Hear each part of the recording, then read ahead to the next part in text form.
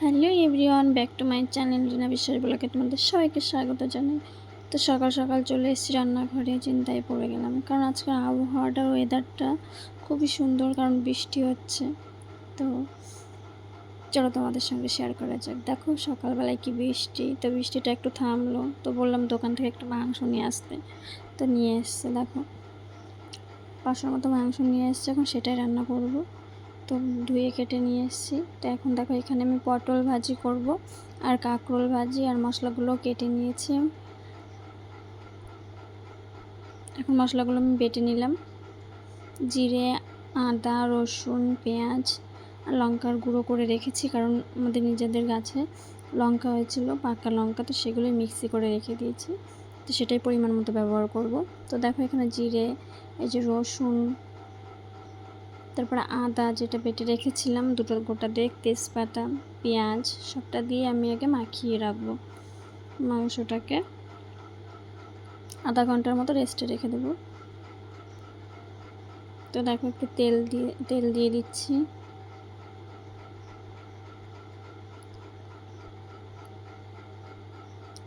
পরিমাণ মতন হলুদ, লবণ ব্যবহার করব।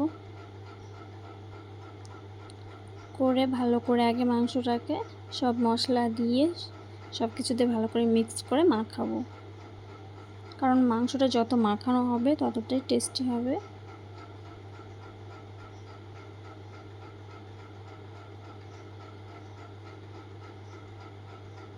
এই তো লঙ্কার গুঁড়ো আমি পরিমাণ মতো দিয়ে দিলাম, কারণ লঙ্কাগুলো না প্রচুর ঝাল, জানো তো, ওই জন্য মিক্সি করে রেখে দিয়েছি, বাটাবাটি ঝামেলা করব না। লঙ্কা বাটতে গেলে না হাত প্রচুর পরিমাণে জ্বলে, হাতটা ফুলে পুরো লাল হয়ে যায়, সেজন্যে গুঁড়ো বানিয়ে রেখেছি। তো দেখো ফাইনালি ভালো করে মাখিয়ে আমি উপর দিয়ে একটু লেবু ছড়িয়ে দিলাম।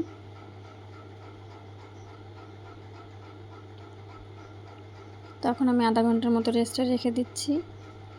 যেহেতু ভাতটাও একসঙ্গে রান্না করে নিচ্ছি, তো আগে আমি চাল কটা ভিজিয়ে রেখে দেব। তো জলটা গরম হয়ে গেলে পরে আমি চালটা দেবো, কারণ আমি চালটা 1-1.5 ঘন্টার মতো ভিজিয়ে রাখি, কারণ ভিজিয়ে রাখলে না ভাতটা ভালো হয়। তো এখানে দেখো আমি কড়াইটা গরম করে তেল দিয়ে দিলাম, একটু হলুদ লবণ দিয়ে আলুগুলোকে ভালো করে ভেজে নেব, একটু কড়া কড়া করে, লাল লাল করে। কারণ দেখো মাংসটা না, আলুটা যত সুন্দর করে ভাজা হবে মাংসটা খেতেও খুব টেস্টি হয়। তো আমি আলুগুলো ভেজে নিয়েছি, দেখো আমার ভাজি হয়ে গেছে আলুগুলো।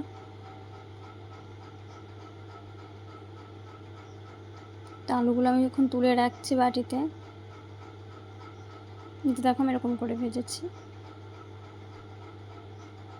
তো ফাইনালি আমি তেল আর জিরে দিয়ে ভালো করে একটু নাড়াচাড়া করে মাংসটা দিয়ে দিলাম।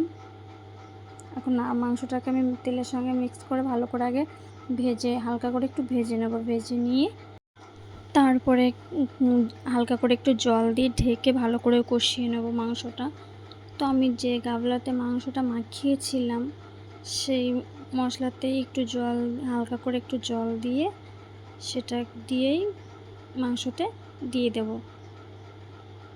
তো দেখো আমি সেই জলটাই দিয়ে দিলাম, দিয়ে ভালো করে একটু হালকা করে একটু নেড়ে চেড়ে জলের সঙ্গে মিক্সড করে নেব। এখন আমি মাংসটাকে ঢাকা দিয়ে দেব 10 মিনিটের মতন। দেখো 10 মিনিট হয়ে গেছে, এখন আমি তুলে নিচ্ছি। যেহেতু আমি ফ্লেমটা লো করে রেখেছিলাম, তো এবার হালকা হালকা করে ভাজতে হবে আমাকে, যতক্ষণ না তেল ছেড়ে দিচ্ছে না। একটা সত্যি কথা বলতে কি, আমার না মাংসটা ভাজা না হলে ভালো করে আমার টেস্টি লাগে না, মানে আমার ভালো লাগে না।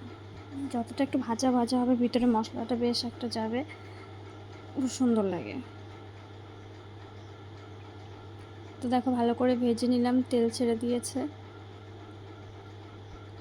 তো ভেজে রাখা আলুগুলো দিয়ে দেবো, এটা দিয়ে একটু হালকা করে নেড়ে চেড়ে নিলাম। তো ফাইনালি আমার পরিমাণ মতো একটু গরম জল দিয়ে দিলাম, যেহেতু আমি হাঁড়িতে একটু বেশি করেই গরম জল দিয়েছিলাম মাংসটা দেওয়ার জন্যে। তো সেই জলটা আমি অ্যাড করলাম। তো এখন একটু হালকা একটু নেড়ে চেড়ে আবার আমি ঢেকে রাখবো।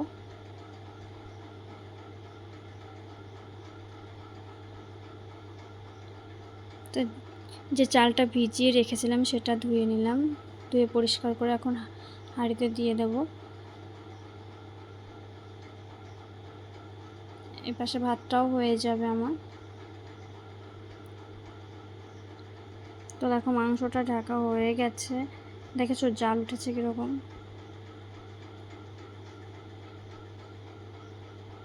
তো গোটা দিয়ে রসুন রেখেছিলাম সে দুটো অ্যাড করলাম।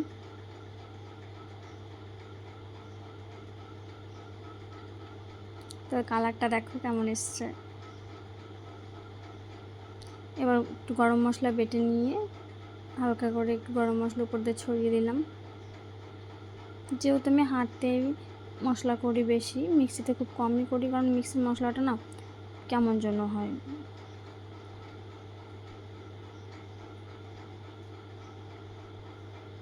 তো ফাইনালি হয়ে গেছে আমার মাংস রান্না।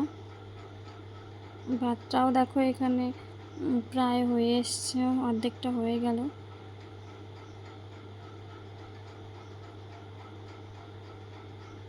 তো ফাইনালি আমার ভাতটাও হয়ে গেছে। দেখো মাংসটা নামিয়ে নিয়েছি, দেখো কালারটা এরকম এসছে। তো যে কাঁকরোল আর পটল কেটে রেখেছিলাম সেটাও হলুদ লবণ মাখিয়ে নিলাম। তো ভাতটাও হয়ে গেছে আমার ফাইনালি। তো এখন ভাজিগুলো ভেজে নেব। ফার্স্টে কড়াইটা একটু গরম করে নিচ্ছি, নিয়ে তারপরে তেল দেব পরিমাণ মতো।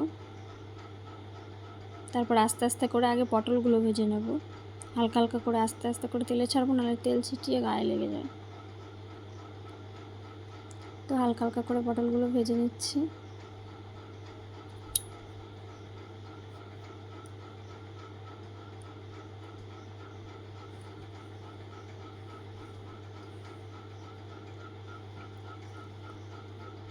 সব পটলগুলো একসঙ্গে ভেজে নেব।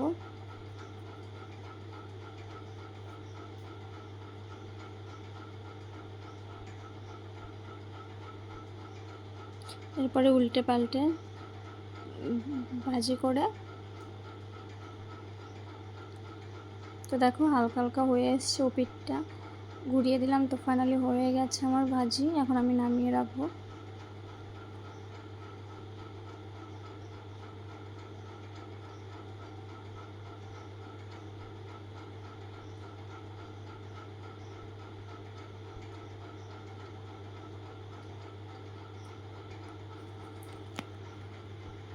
তো আমার মতো কে কে চিকেন দিয়ে গরম ভাত পছন্দ করো, আর তার সঙ্গে হালকা কিছু পছন্দ করো, যেমন ভাজি, কাঁকরোল ভাজি, পটল ভাজি, তো কমেন্টে জানিও।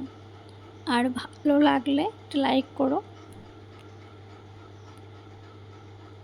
তো দেখো ফাইনালি আমার কাঁকরোল ভাজিটাও হয়ে এসছে।